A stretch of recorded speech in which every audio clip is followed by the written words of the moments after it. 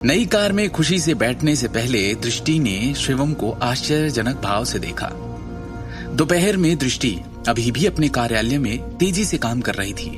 विश्व के राजा परियोजना के दस्तावेजों को गंभीरता से संशोधित कर रही थी।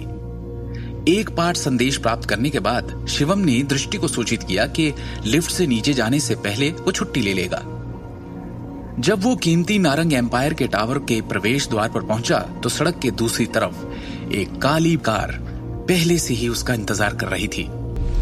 आधे घंटे बाद ओबराय होटल 26वीं मंजिल एक बूढ़े बटलर के नेतृत्व में शिवम भव्य कार्यालय में चला गया। कार्यालय के बीच में भावेश शाह एक उदासीन अभिव्यक्ति के साथ एक बड़ी कुर्सी पर अकेले बैठे थे, जो कि उनके श्रेष्ठ दर्जे के व्यक्ति की गरिमापूर्ण उपस्थिति के अनुरूप था। शिवम ने एक कुर्सी खींची और हल्के से बोलने से पहले बैठ गया।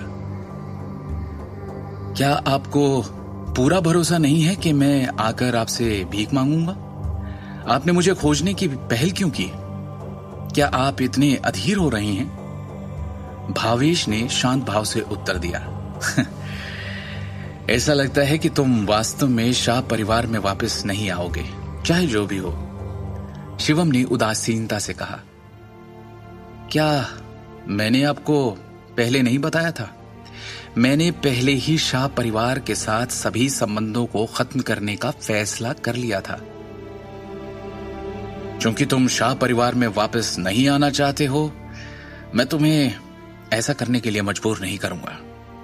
ठीक उसी तरह जैसे मैंने तुम्हें 8 साल की उम्र में परिवार छोड़ने का फैसला करते वक्त नहीं किया था। भावेश ने कहा, तुम्हारी मां को तलाक देना उन कुछ चीजों में से एक था जो मैंने अपने जीवन में गलत किया। हालांकि ये भी उन कुछ चीजों में से एक है जो मुझे करना था, और इसलिए मैं अपनी गलती कभी स्वीकार नहीं करूंगा। हाँ, शिवम ने उपहास किया। तो आज आप मुझसे क्या बात करना चाहते थे? मैंने तुम्हें आज आने का अनुरोध किया क्योंकि मैं तुम्हें बताना चाहता हूं कि मैं नोएडा सिटी वापस जा रहा हूं। भावेश ने कहा, मैंने दिल्ली शहर के पास सैनिक फार्म्स में एक प्रथम श्रेणी का विला खरीदा है और इसके गैरेज को 10 स्पोर्ट्स कारों से भर दिया है। इसके अलावा इस स्विस बैंक खाते में $100 मिलियन है। ये सब तुम्हारा है। तुम मुझे पिता नहीं मानना चाहते हो तो मत मानो, लेकिन मैं यहाँ हाथ पर हाथ धरे बैठे नहीं देख सकता कि मेरे बेटे को दूसरे द्वारा धमकाया जा रहा है, उसे जलील किया जा रहा है। मैं नहीं चाहता कि तुम अपनी पूरी जिंदगी ऐसे शर्मनाक तरीके से गुजारो। मुझे इन सब की कोई आवश्यकता नहीं है, शिवम ने शांति से कहा। तुम्हारे लिए यह सोचना ठीक है कि मुझे तुम पर दया आती है। तुम्हारे लिए यह भी सोचना ठीक है कि मैं अपने दोषी मन से तुम्हें ये चीजें दे रहा हूं।